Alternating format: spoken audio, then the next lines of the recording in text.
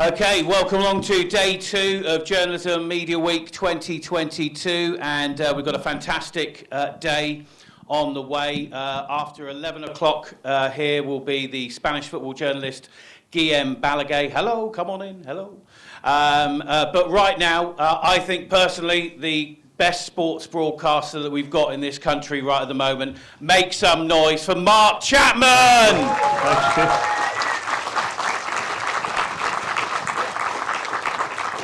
It's very kind of you. Thank you. I'm already here. You don't need to butter me up anymore. This is true. You want me to? Do you want him? Okay. He wants us to swap over. Oh, right. Okay. For the visuals. No one wants to see worries. me, Mark. Okay. Now we had John Murray here yesterday. Yes. And I asked John Murray, and I think we'll use this as the first question. I asked John Murray if there's one question I need to ask Mark Chapman, what would it be? And he said, well, how many Mark Chapmans are there? Because 5 Live, Sky Sports, football, rugby league, podcast with the Athletic, writing, he suggests golf. He suggests I'm overexposed slightly. No, I don't think so. Because I think he's a massive fan, obviously. But he just wonders how the hell you do it. You do so much. Well, I think by being involved in all of them helps the others, I think, and I'm a firm believer in when you work in sport, if you can, and if the whole of sport is your love, to work in as many sports as possible. I believe there are a lot of themes that cross over from different sports, and interestingly, when you do interviews with people I don't know, let's say I do an interview with Peter Moores, who used to be the England cricket head coach maybe 6-7 years ago, maybe longer than that. And Peter Moores will say, I was watching the NFL highlight show the other night when you talked about what they're doing with the Patriots and Bill Belichick. What did you mean by that? And you then tell him a bit more about that, but he then passes you on some knowledge about what he's doing with the England cricket team.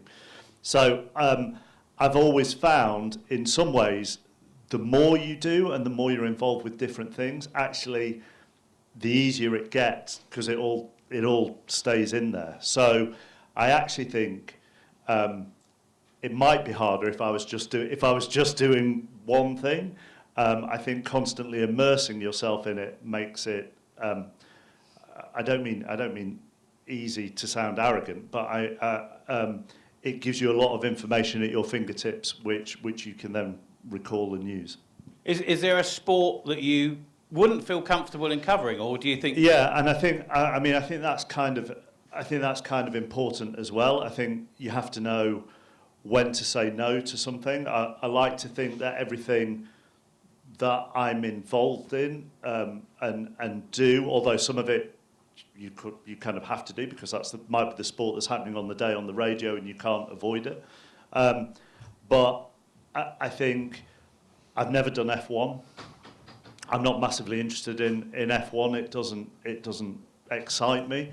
So when we do the F1 on the radio, more often than not, I'll throw to the team who are at the Grand Prix, and they know a lot more about it than me, and they're a lot more enthused about it than me, and therefore it makes for better radio that they're doing it rather than I'm doing it. So that's one. Tennis I quite like as a sport, but it's not something I particularly enjoy how it's broadcast sometimes, and I find the story quite hard to tell with tennis at times. So F1 and tennis I kind of try and stay clear of and let our respective teams do it. The majority of the other sports I like to get in the thick of it with our team. So I mean, horse racing is a prime example. I don't do a massive amount of horse racing, but I tend to do Cheltenham and around the Gold Cup and the Grand National. And I love dipping in and out of that. I mean, I like watching horse racing, but then I like picking the brains of the people who are involved in it on a day-to-day basis. Let's take you back then to sort of like getting into the industry. You went to university in Hull, but you didn't study journalism first up. No, I didn't. And I think you talk about John Murray, and I think John Murray, if you were here yesterday, John Murray has had what I would call, or what was back then, a very traditional way into sports media, really, and local radio and commentary, and then doing some local radio, but based in London at Television Centre, and then becoming a Five Live commentator. Mine was very, very different in that I went to university. I always wanted to work for Radio 1 since I was 14, something like that, 14, 15. That was always my ambition. I did work experience, I did hospital radio. I went to Hull because it had a really good student radio, and that was really important to me. But I was always advised, go and do what you enjoy and what you're good at. So I did French and business at Hull. I had a year living in France, which was amazing. And only after that then did I do a postgrad in broadcast journalism. So I did that for a year, and then I got to the end of that, applied for various jobs in sport, in local radio sport with the BBC, and didn't even get an interview for any of them. And I got a job with the BBC in London as a continuity announcer, so the people who, now on BBC One, here's EastEnders. I did that for 9 months and was absolutely crap at it. I was so bad at it. And I got the chance to be a local radio cricket reporter for 6 months on an attachment, and I did that and I loved it, and I got a bit of confidence, and I went back for 2 years and did continuity again, and then they advertised for a job on Radio 1 to be their breakfast show sports bulletin reader and also Newsbeat sports reporter, and I applied for that and I got it. And in a weird way, how this industry works, because you do need luck, and I'm sure you've heard that lots of times, you do need some luck. One of the reasons I subsequently found out that I got it is because I hadn't done local radio sport, and they wanted something different. And continuity announcing is all about writing 6 to 10 second links and selling something in 6 to 10 seconds. And a Radio 1 sports bulletin is 1 minute. You've probably got 2, 3 clips of audio and 4 or 5 sports to cover in a minute, maybe a minute 10. And so all the continuity experience, unbeknown to me at the time, got me the job at Radio 1. And how was it when working at Radio 1? Like you say, you wanted to be there from 14 years old. Well, I got the call, so it was 2 days. I think I was the first interview on the first day, so I then had to wait 2 days, and then at 6:05 on the evening of the second day, I got the call that I'd got the job, and I burst into tears at that point. So, it was the most amazing feeling, because that's all I ever wanted to do. And being there and working there was just the best decade, the best decade. And they offered me, I'm so lucky because they offered, first of all, I worked with the most amazing broadcaster that I think I will ever work with in Sarah Cox, who was funny and self-deprecating and generous. And she taught me the generosity of broadcasting, her name on the show, but we were a team. And through the relationship with her and what she allowed me to do on the show, I mean, she turned me into a character. I mean, I was never ever called Chappers at school, never, and she came up with that nickname, and it stuck. I always know where people come from in my life by what nickname they give me, and Radio 1 then gave me so many opportunities, from doing the sport to doing weekend shows to covering Drive on my own. And before you know it, you're wanting to do sport, but you're in essence just a general presenter at Radio 1. So the opportunities they gave me were fantastic. But, every time they suggested something, in the back of your mind is thinking, well, can I really do this? And that's another piece of advice I would always give is, in the main, say yes to everything when you're starting out, because you never know what might grab you, what you might be good at that you never thought you would be good at, and what doors it may open after that. And I think, just speaking beforehand, you talked about sort of like experience, and one thing about getting sort of like work experience and placements and getting into as many places as possible, but also sort of like life experience as well, of sort of outside of sort of journalism and radio and TV, can only sort of add to your development. Well, I kind of use Guillem as a bit of an example, or languages as an example. I mean, I did French, and at the time, Liga. I mean, Paris Saint-Germain had no investment in them at the time, and they weren't very successful. And Liga wasn't a very attractive proposition back then. If I'd studied Spanish and then moved into sports broadcasting at the time, La Liga was really coming to the fore, and Sky were about to start doing their La Liga coverage. And I always think, when you're looking for the wider life experiences, yes, studying journalism is great, and yes, studying media is great. And having had a look at some of the facilities here, the opportunity to practice what you're able to practice here is phenomenal.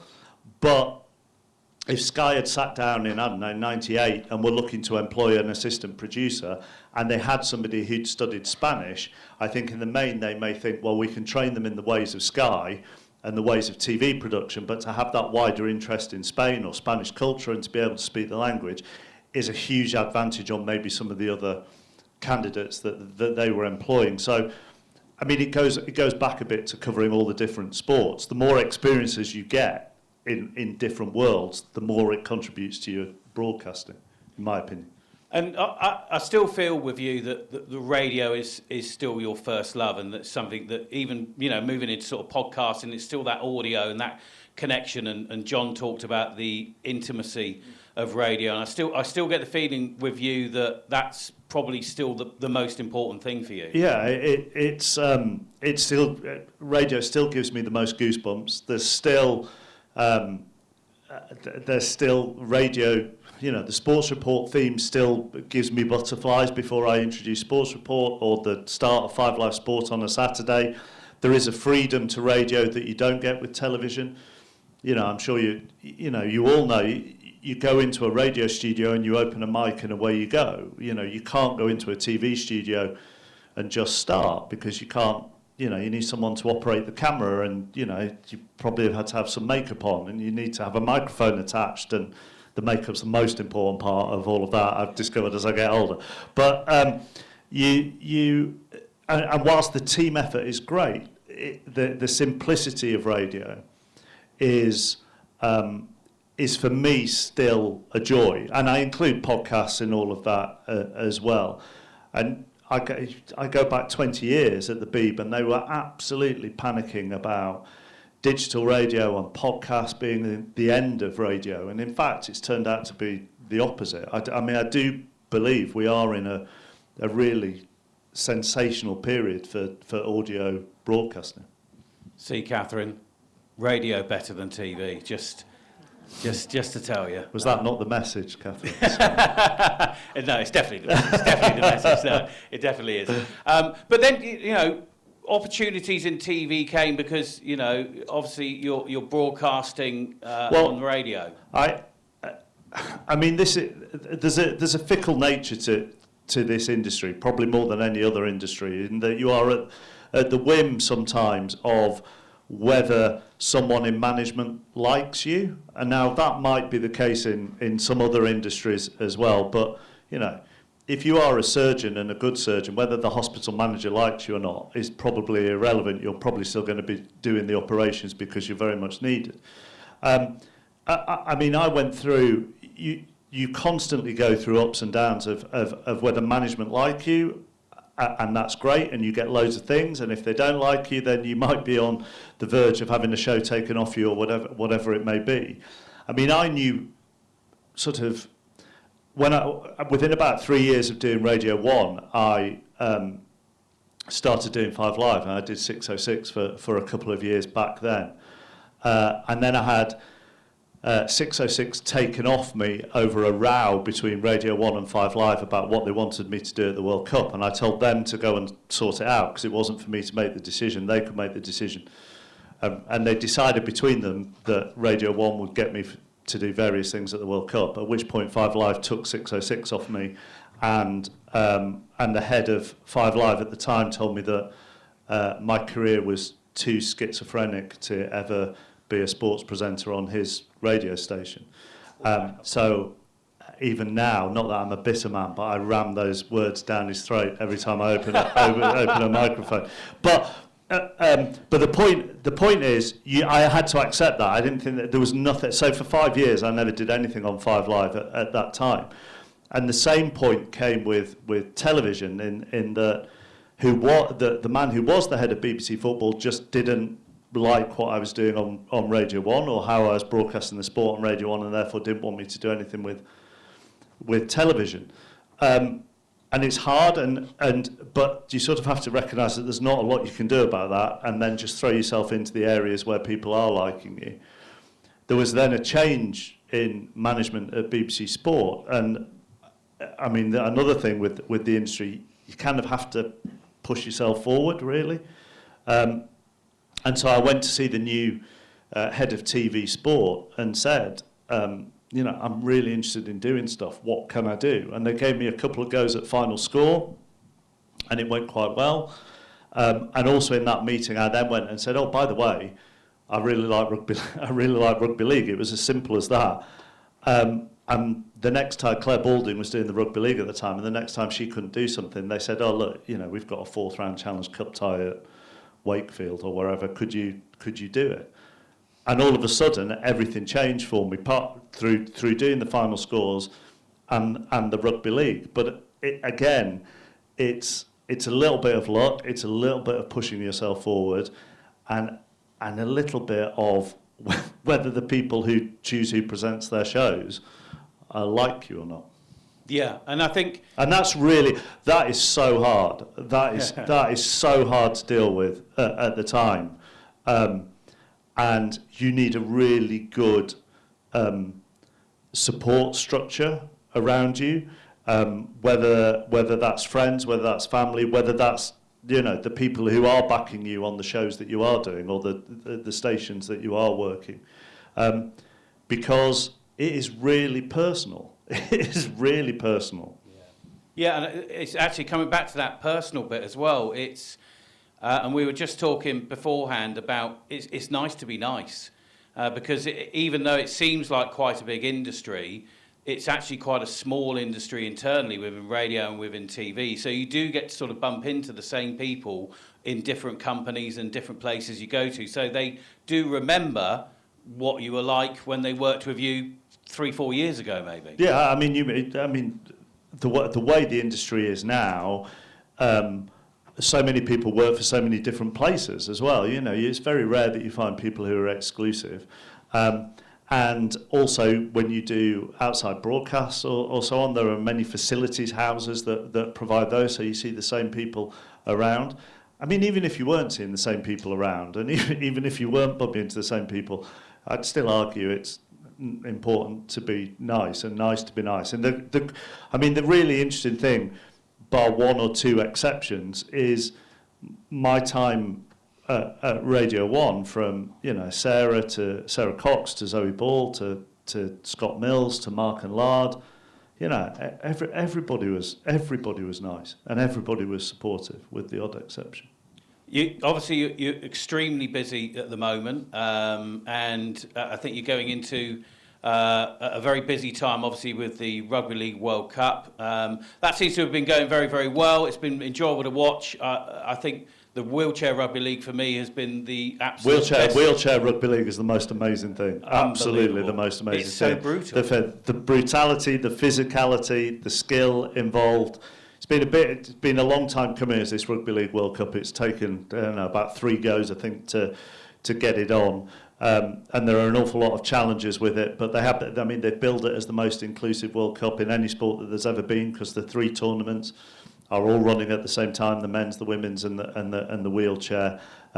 It's done something different. They're trying something different. Everybody participating in it, whichever of the 3 tournaments they're in, they're all being paid the same fee, which is to be welcomed and doesn't happen in many sports.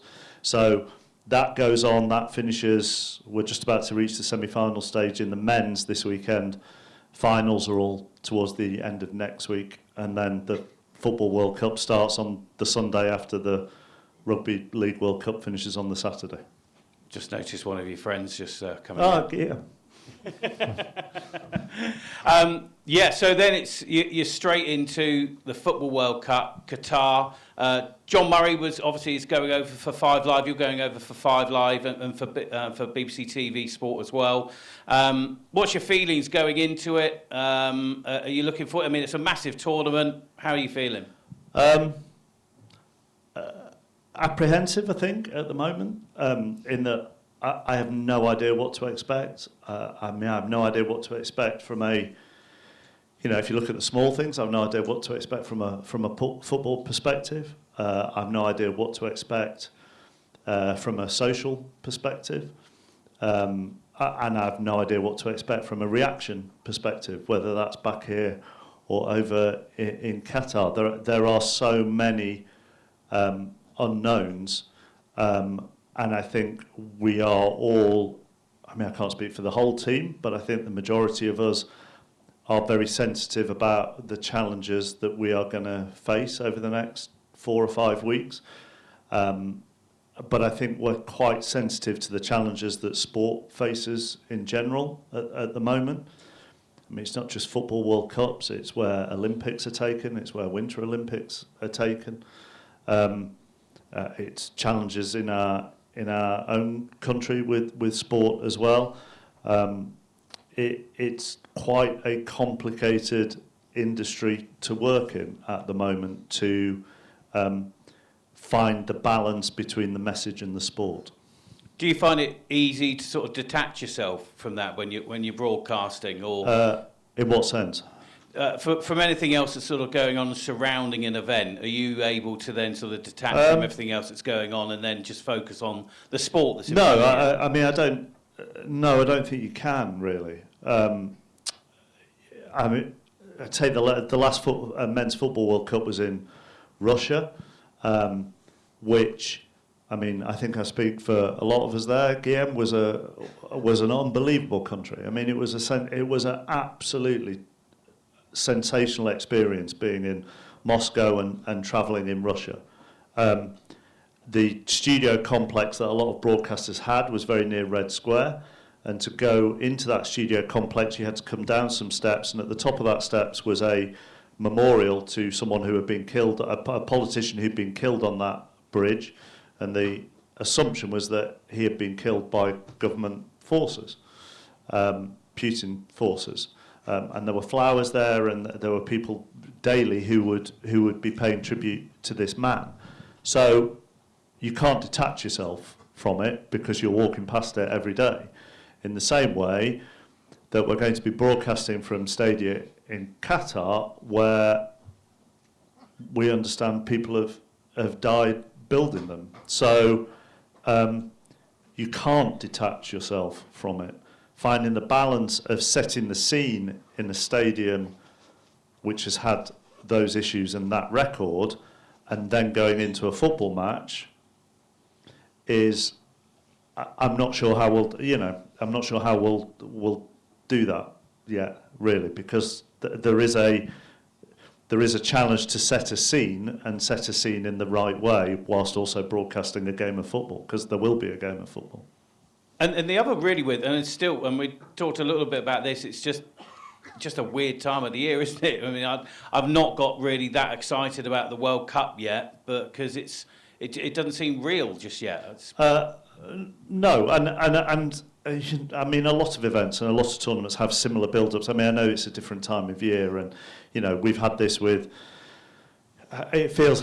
I've done every World Cup since 2002. The majority of them have some kind of challenge in the build-up to them, and then once they're underway, then we're up and running. So I can only assume that it will be like that. But to give an indication of how much we are trying to get this right, we are in contact with Amnesty International. We are being able to do our research with Amnesty to talk about all the issues that I've just mentioned there. But of course it happens in our sport as well. I spent the last 18 months doing lots of shows on Newcastle and their new owners. And again, you're trying to find the right line to take between social politics and sport, which is not easy. We're going to open up to some questions from you. One last one from me. If you had one piece of advice for students if this was Mark Chapman sitting here at the University of Hull, what would you like to have heard? I think there are two things really. I think don't turn anything down because you think you can't do it. And within this industry, so much focus is given on talking, but in my experience, the most important thing is to listen. Excellent advice, excellent advice. Right, okay, let's get some questions. We'll come over to Ben first of all. I'll run around with a microphone. Ben. I'm just interested, how do you break a story like yesterday, for example, with Liverpool going up for sale? Well, I'm kind of fortunate in that I don't have to do that really, and there are lots of the beauty of my role is that there are other people around, the journalists who break that story, and then I'll do the show around it by talking to them. I mean, I think it was it David Ornstein who broke that yesterday? So David's contacts and sources are absolutely remarkable. And to give you an indication of that, you know, I do the Athletic podcast 4 times a week. The majority of guys who are on that show, when we're doing a newsy show, will have their phone on at the same time whilst doing it, and are still getting tips and tip-offs about the story whilst we're doing it. So yesterday morning we were doing a Ralph Hasenhüttl one before he'd been sacked, but Jacob, who's the Southampton guy, whilst we were on, got a text saying he has been sacked before anything had broken there. So the key thing, if you're going down the reporting and the journalist route, is to make contacts, but also to make contacts in a way where they trust you, so you know when to go with the story and when to sit on it and not go with it. And that's what I think is the best of David Ornstein, the reporters within The Athletic who are close to the clubs, and I mean many other journalists as well. Hi, Mark. What is the biggest hurdle you've had to overcome in your career, and why?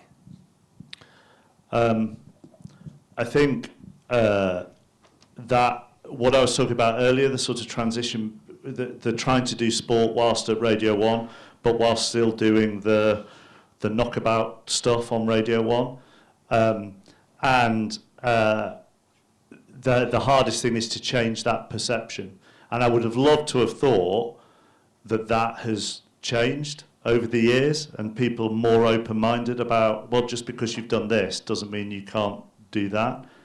But I think that is still a massive issue for people coming into the industry or trying. Even if you look at former sports stars trying to then become presenters, for example, oh, well, they can't do that because they haven't done this or they haven't done that. Well, you know, you've got to give them a bit of time and let them try and let them learn their mistakes. There is still such a tendency, in my opinion, there's still such a tendency to pigeonhole people within this industry, whereas if you've got the relevant skills across different disciplines, you can learn. And that, for me, I think that sort of 5 years into Radio 1, whilst looking ahead at what I wanted to do next, trying to change perception is really difficult. Hi, Mark. Hi. We're doing some radio news bulletins in our course. You had touched upon them earlier, and you have to be quite tight with the time. It's 3 minutes exactly, not 2 minutes 59, not 3:01. Yeah. How do you, as a presenter, keep it tight with the time? I mean, I always found that the key to it was in the writing. So, and to keep it as simple as possible. So when I started doing the Radio 1 bulletins, I immediately stripped out. You'd write them yourself, but it always infuriated me really that the perception was you had to write the Manchester United manager Alex Ferguson, because my view was if you're really listening to the sport on Radio 1, you're going to know who Alex Ferguson is. So I'm very much of the opinion I assume some knowledge on behalf of the audience. It's about, although it is about judging when to assume that knowledge. So if we're doing, again, fourth round of a Challenge Cup tie, and I'm assuming that the majority of the audience that's coming to us is going to be rugby league fans, really.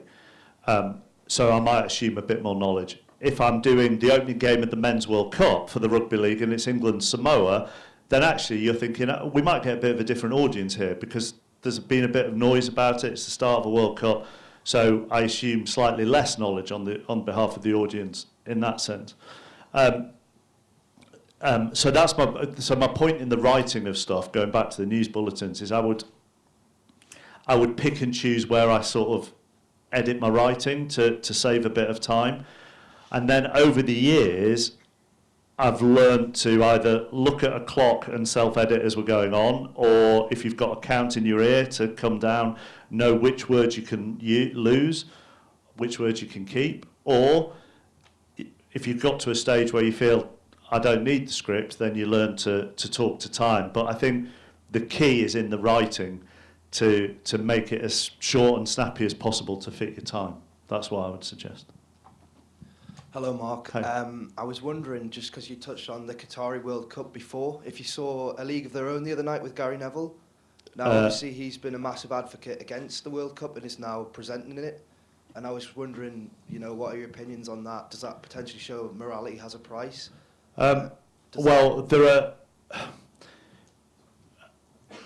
Gary's doing the World Cup for ITV, so that's the first thing. But then he also chose to work for beIN out there, who I think are Qatari owned, is that right, or Qatari funded? I mean, that's his decision, and that's not for me to really comment on either way or the other. Does morality have a price? I would argue that in a lot of life, morality has a price. It feels like it at times. I think you always have to be. I personally work from. I have to be comfortable with my own decisions and who I work for and who I work with, and as long as I'm comfortable with that. If other people want to judge me, then that's fine. I mean, I'd take another example. Colin Murray's a really good friend of mine. He was on Talk Sport, and Talk Sport were taken over by News International, weren't they? They were taken over by News International, who also own The Sun. And obviously Colin is a Liverpool fan, and Liverpool fans are particularly anti The Sun because of their coverage of the Hillsborough disaster in '89. So Colin chose at that stage to walk away from Talk Sport. I think you have to do, for all of us, I think you do what's right for you, and then if you're comfortable with it in your conscience, it's for other people to judge. But it's fair. I mean, big tournaments are really difficult because we are covering them. So, and as I say, I've been to Japan and Germany, South Africa, Brazil, Russia, Olympics in those countries, now Qatar. The next World Cup is in the United States. I mean, you could have all sorts of debates and discussions about the United States and human rights records. You could have debates about what we do in this country as well, and what we're comfortable with what we do in this country in different areas. It is such a complex area, and it is really nuanced. And I know that's sounding like I'm trying to get out of this, but it feels like we live in a world that isn't nuanced, and so much stuff is nuanced when you're making those decisions for yourself as an individual. Yeah, Mark, hope you're well. Will you be at Campton on Boxing Day, and do you have a tip for the King George? I won't be at Kempton on Boxing Day. I don't have a tip for the King George, and the reason I'm not at Kempton on Boxing Day is because after the World Cup, for the first time in about 20 years, I'm going to have Boxing Day off. Fair enough. I've got to hurry over here. Hold on a second.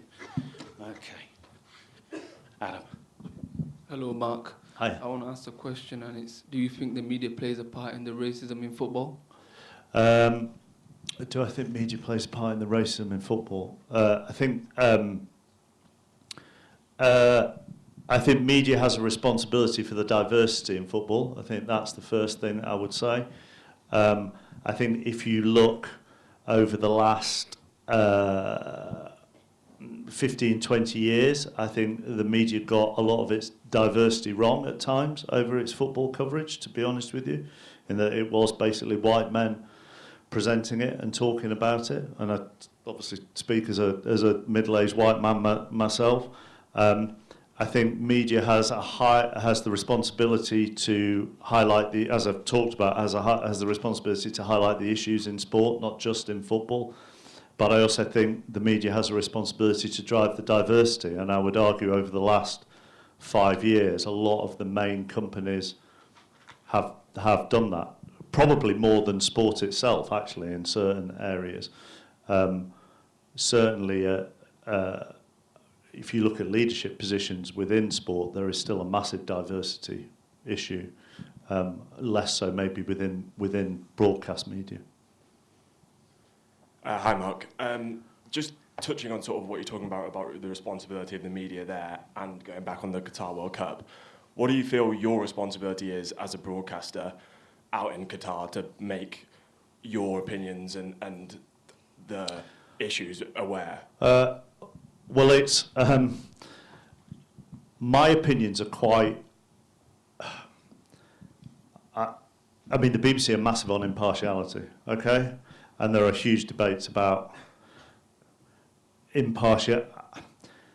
The impartiality discussion within the BBC stretches across all areas and departments, and sometimes I find that quite difficult when you're in sport, because I'm not necessarily sure impartiality in sport is as much an issue as if I was presenting Newsnight. I'll be honest, we did a match of the day too, for example, the night the European Super League story broke, and everybody was critical that day. And the clubs who were involved put a statement out at 11 o'clock at night. We do Match of the Day 2 live, and we were live at that point. So I read the statement out, and I think I had Danny Murphy and Jermaine Genius. Anyhow, we were all critical. And I got some criticism internally for being critical when I should have, been balanced. Now, my view of that is you're balanced by giving the other side the opportunity to speak, but nobody was speaking for the 6 English clubs, so it's a bit difficult to put their point of view if they weren't putting anybody up to put their point of view. So giving your own opinions is a very difficult area within sport and the Beeb at the moment, I would argue, to be brutally honest with you.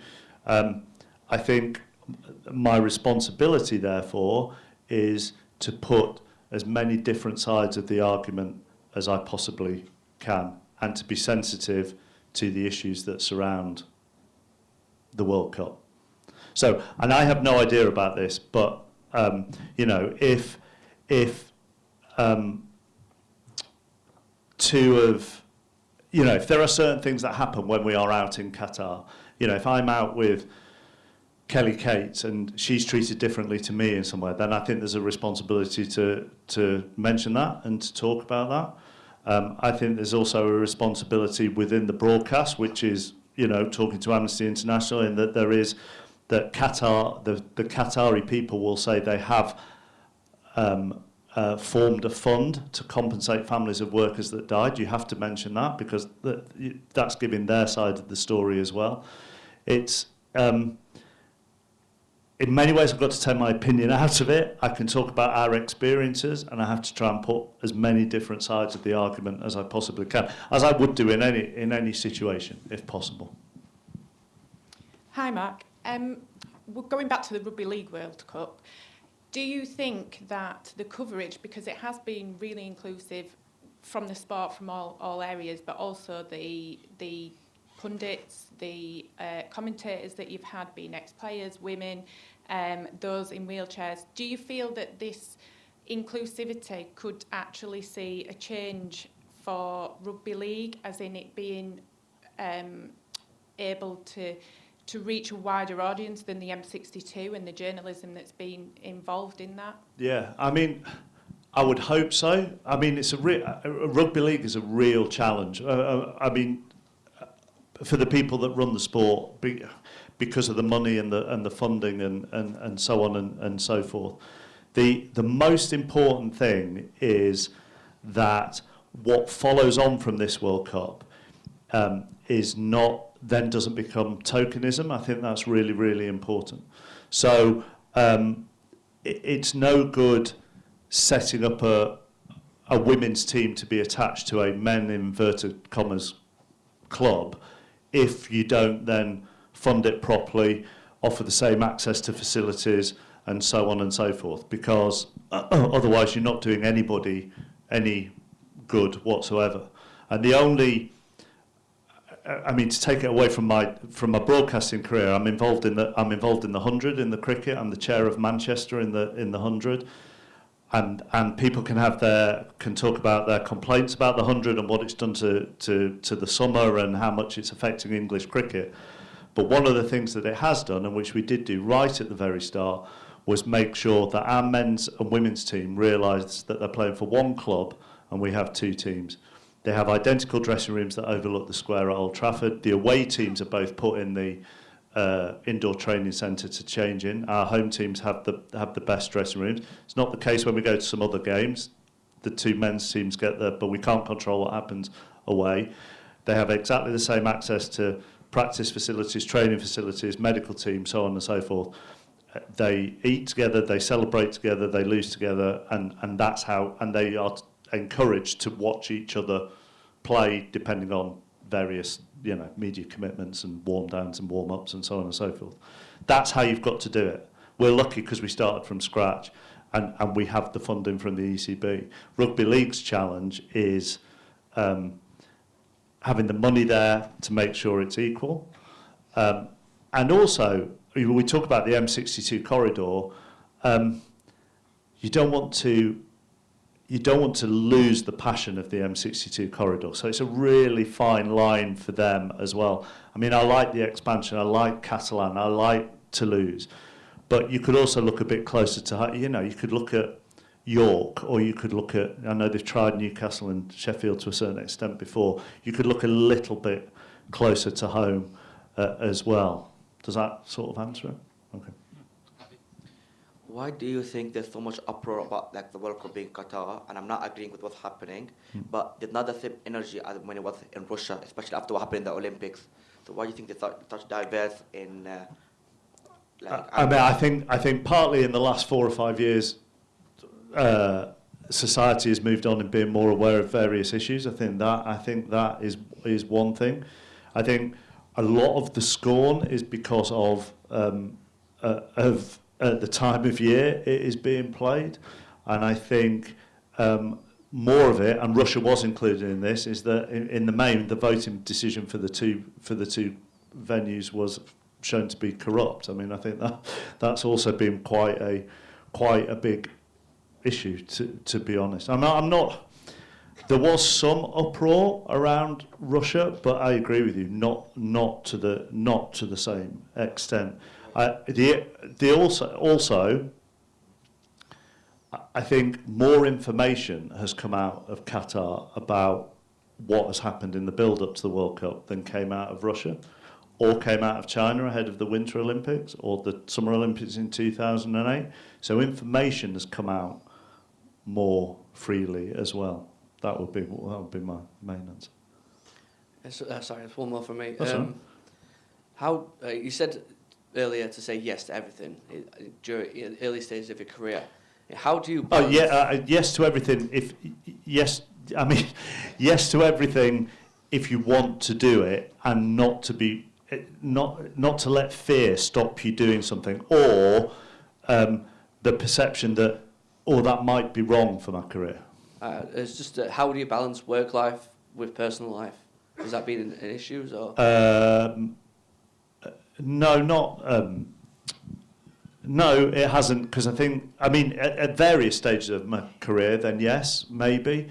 I I try to make sure that I give myself 2 days off a week that are together, so that that feels like a weekend. And I also think you have to, well, there are a couple of things. One, this is the most amazing job in the world. I get to watch sport for a living, okay? So I can't, you know, there are a lot worse jobs that you could have, right? So you've got to relish that and embrace it, and I'm incredibly lucky to be doing what I'm doing. And you also have to, you know, I've got 3 kids, one of whom's at university now, and we balance it out. You know, I might not be there in an evening because I'm at a game, but I can always take to school, pick up from school, and you've got to, you can't think, oh, that's stopping me doing something. You've got to think, well, that allows me to do something. I think that, and you've got to be disciplined, go, right, well, I'm going to take those 2 days off and not say yes to anything. I think we've got time for one more from Ben.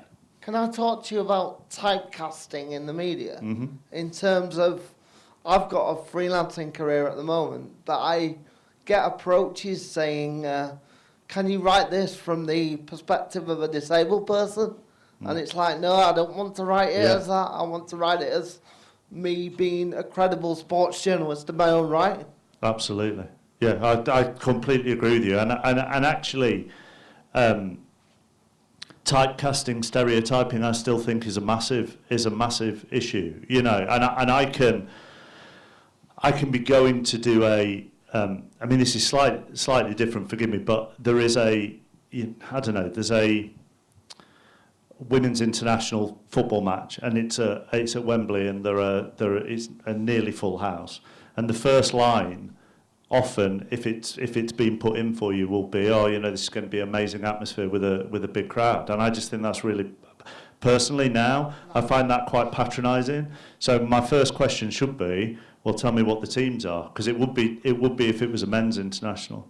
And I think it kind of goes back to the discussion on the rugby league.